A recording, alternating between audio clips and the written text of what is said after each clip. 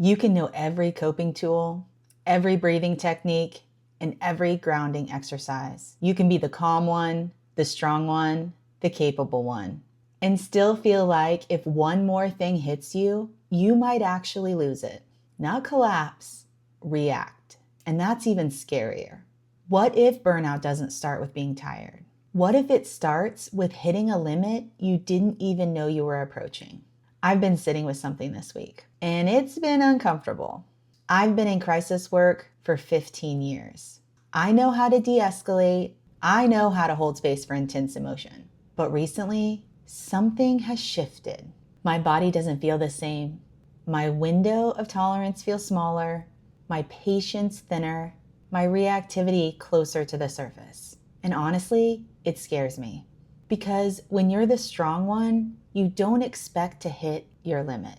We talk about burnout like it's just exhaustion, being overly tired, overworked, needing a break. But that stage usually comes far later. Burnout often starts far earlier. It starts with operating at your limit far longer than your body can sustain. And when you live in that state for long enough, your system begins to tighten. Your jaw is braced, your chest is tight, you're hyper alert, always on guard. And what used to feel totally manageable now feels far heavier. Not because you're incapable, but because you're at capacity. This past week, I had a moment at work.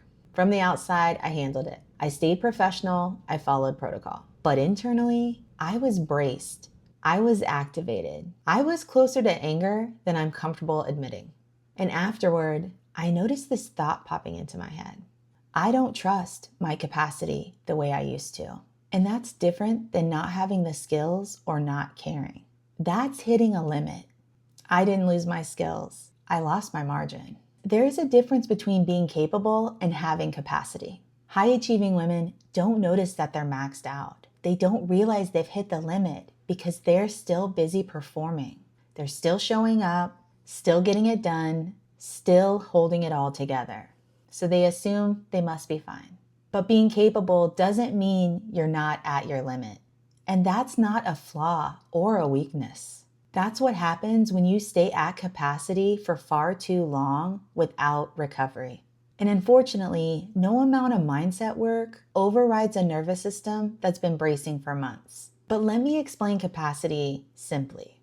Capacity is like your phone battery. You can still function at 9%. You can still respond to emails. You can still show up. You can still get the job done.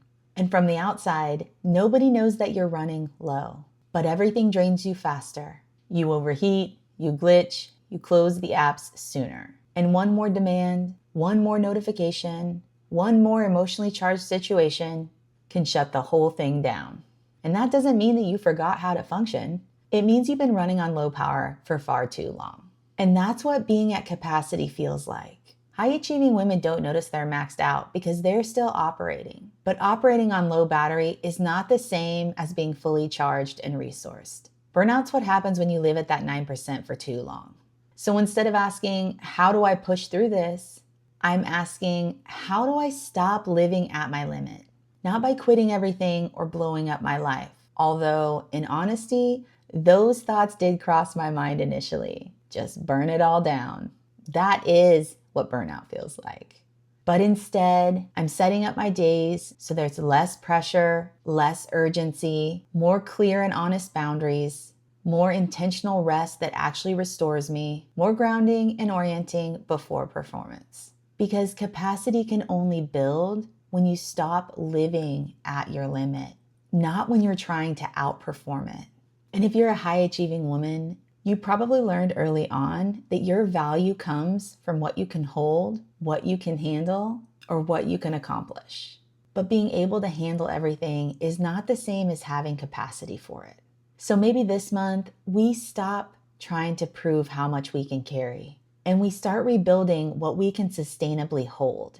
So if you've been feeling closer to the edge, closer to reactivity, secretly wanting relief, please know there is nothing wrong with you and you are not weak. You might just be at capacity, and that's not a failure. That's a limit. And even high-achieving, high-functioning women have a limit. Take care of yourselves, everybody. I'll catch you on the next one.